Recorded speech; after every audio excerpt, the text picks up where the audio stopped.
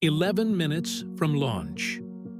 American officers stare at one radar blip and think the war has already begun. It is October 1961, deep in the Cold War, and the object on screen is not a missile. What triggered a near-nuclear alert turns out to be something almost absurdly ordinary. This story unfolds at Thule Air Base in Greenland, home to America's newest ballistic missile warning system. The system was called BMEWS, the Ballistic Missile Early Warning System, built to detect Soviet missiles within seconds. BMEWS promised commanders 15 minutes of warning before a Soviet intercontinental missile could strike North America. On the night in question, radar operators picked up a large, slow-moving object rising from the eastern horizon. The signature matched exactly what analysts feared most: a mass launch profile consistent with Soviet missiles over the pole. Within moments, the alert escalated up the chain toward the highest levels of American nuclear command.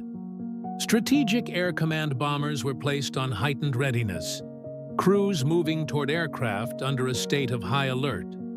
Yet one detail made the entire alarm deeply strange. Soviet leader Nikita Khrushchev was in New York that week. A rational adversary does not launch a first strike while his own head of state sits inside enemy territory. That contradiction alone gave a few cautious officers reason to hesitate before committing to full-scale retaliation. Meanwhile, the radar operators at Thule kept tracking the object, and it refused to behave like any missile.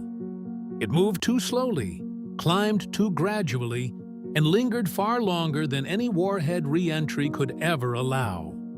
The clock kept running, and for 11 long minutes no one could say for certain what the object really was. To understand why this almost went catastrophically wrong, we need to look at how BMEW's radar actually worked. The system was designed to flag any large object entering its detection cone from the direction of the Soviet Union. But nobody had fully accounted for what else drifts through Arctic skies on any given autumn night. High-altitude weather balloons were routinely launched nearby to gather atmospheric data for forecasting and research purposes. One of these balloons rose directly along the radar's line of sight at just the wrong moment. Combined with an unusual reflection off the rising moon, the radar returns mimicked the profile of a missile swarm. This was not pure bad luck. It exposed a real gap in how the early system filtered its signals. The next chapter of this story reveals exactly how Command finally realized the mistake and how close it came. At Thule, senior officers demanded a direct answer. Was this an attack, or was it noise in the system? The trouble was that BMEWS had no way to independently confirm a launch beyond its own radar returns. There was no satellite imagery yet, no second sensor network, only one radar system reporting to itself. This single point of failure was a known weakness, one the system's designers had accepted as an acceptable risk. Speed had been prioritized over verification because a real Soviet strike would leave no time to double-check.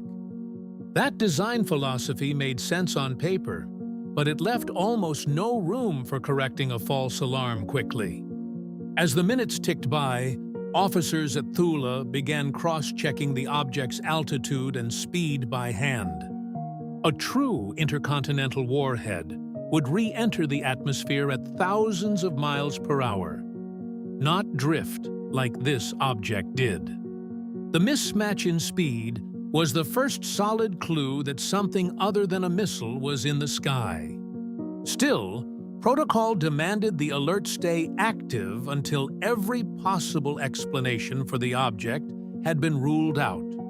So, Strategic Air Command bombers remained on alert, engines warmed, crews standing by for a launch order that might never come. Every second of delay carried weight, because a genuine Soviet strike would not wait for confirmation. It was this brutal tension between speed and certainty that defined nearly every Cold War false alarm. Eventually, a technician noticed something the earlier analysis had missed entirely: the moon's position that night. The moon had just risen over the horizon, directly in the radar's field of detection at that exact bearing.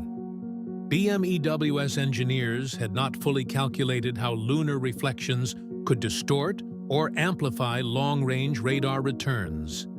Combined with the rising weather balloon, the two objects created overlapping echoes that resembled a coordinated missile launch. It was an extraordinary coincidence of timing, geometry, and atmosphere that no engineer had ever modeled before. Once the moon's position was cross-referenced with astronomical tables, the false missile signature began to make sense. With that piece in place, commanders finally had a plausible, non-hostile explanation for the entire radar picture. The alert was gradually stood down, and Strategic Air Command crews stepped back from their aircraft. No missile had ever existed, only a weather balloon and a rising moon caught in an unlucky alignment. The entire episode was later reviewed in classified reports, examining exactly how the false alarm had unfolded. Those findings would go on to reshape how America built its next generation of early warning systems. The first fix was obvious in hindsight. No single radar picture should ever stand entirely alone.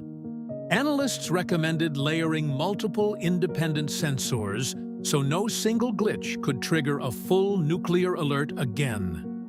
This idea eventually helped shape the push toward satellite-based early warning, watching for missile launches from space. Infrared sensors aboard satellites could detect the heat of a missile launch far faster than any ground radar. These new systems would eventually form the backbone of America's Defense Support Program's satellite constellation. But in 1961, none of that existed yet, and Thule's radar operators had only their own judgment. That judgment call, made under extreme pressure, is precisely what historians now credit with avoiding disaster. This was not the only time a false signal nearly triggered a nuclear response during the Cold War. In 1960, another BMEWS station in Alaska mistook the rising moon itself for a massive Soviet missile launch. That earlier incident at Clear, Alaska, revealed the same lunar reflection problem years before Thule's own scare. Engineers had been warned about lunar interference before, yet the fix had not been fully implemented by 1961. This pattern, a known flaw resurfacing under pressure, would repeat again and again throughout the nuclear age. In 1979, a training tape mistakenly loaded into live systems simulated a full-scale Soviet missile attack. For several tense minutes, commanders again prepared a response before realizing the data was entirely simulated. In 1980, a faulty computer chip caused warning systems to show hundreds of incoming Soviet missiles. Each of these incidents shared the same root problem: complex systems built at the very edge of human reaction time. Every one of these false alarms was eventually caught, but each time the margin for error grew thinner. What ultimately saved the world each time was not perfect technology, but skeptical, well-trained human operators. This is why military historians study the Thule incident so closely, even 6 decades later. It stands as one of the clearest documented cases where nuclear war was averted by minutes, not miles. Declassified Air Force records confirmed the object was correlated directly with balloon launch logs from that same night. Follow-up studies also confirmed the moon's exact position matched the radar bearing down to the degree. These findings closed the case scientifically, even though public awareness of the incident remained limited for decades. Only through later government transparency efforts did the full timeline of that October night finally emerge. Still, the Thule scare was different in scale because it reached Strategic Air Command's highest alert level. Historians still debate exactly how close the country came to an irreversible decision that October night. What is certain is that no single officer alone held the authority to launch a retaliatory strike. The nuclear chain of command required multiple confirmations passing through several layers before any missile could fly. That layered structure, often criticized as slow, is exactly what gave officers time to question the data. Speed without verification, the very design flaw exposed at Thule, could easily have removed that safeguard entirely. Declassified analysis later showed just how many separate coincidences had to align to create that false signature. A balloon launched at the wrong minute, a moonrise at the wrong bearing, and radar tuned to catch both. Remove any single one of those factors, and the alert likely never would have escalated at all. That fragility unsettled planners far more than the incident itself, because fragility could not be scheduled or predicted. So the Pentagon commissioned a full engineering review of every radar site feeding into the warning network. Investigators cross-checked lunar tables, balloon logs, and radar calibration records from every station in the network. They found the lunar interference problem was not unique to Thule, but a systemic blind spot across BMEWS.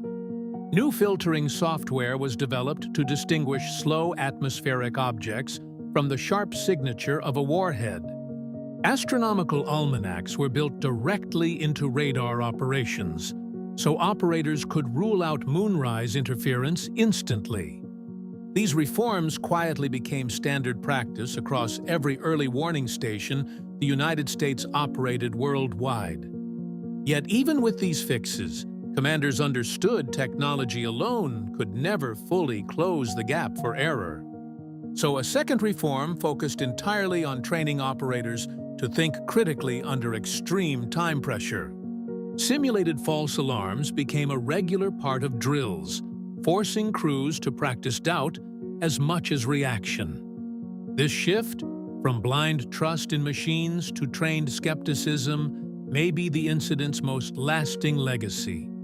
Modern nuclear command systems still cite Thule as a founding case study in human factors engineering.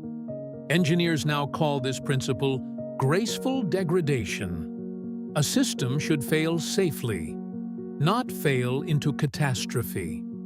Thule forced that principle into military doctrine years before most industries even considered it seriously. None of this erases how close 11 minutes came to changing the course of human history forever. 11 minutes in October 1961 remind us how thin the margin between order and catastrophe truly was. The Thule scare stands as proof that human judgment, not just machinery, has kept the peace before. If you want to understand how wars are truly won or lost, subscribe to Colonel Mittens for more untold history. Because sometimes the difference between war and peace comes down to a single balloon, a moon, and a clock.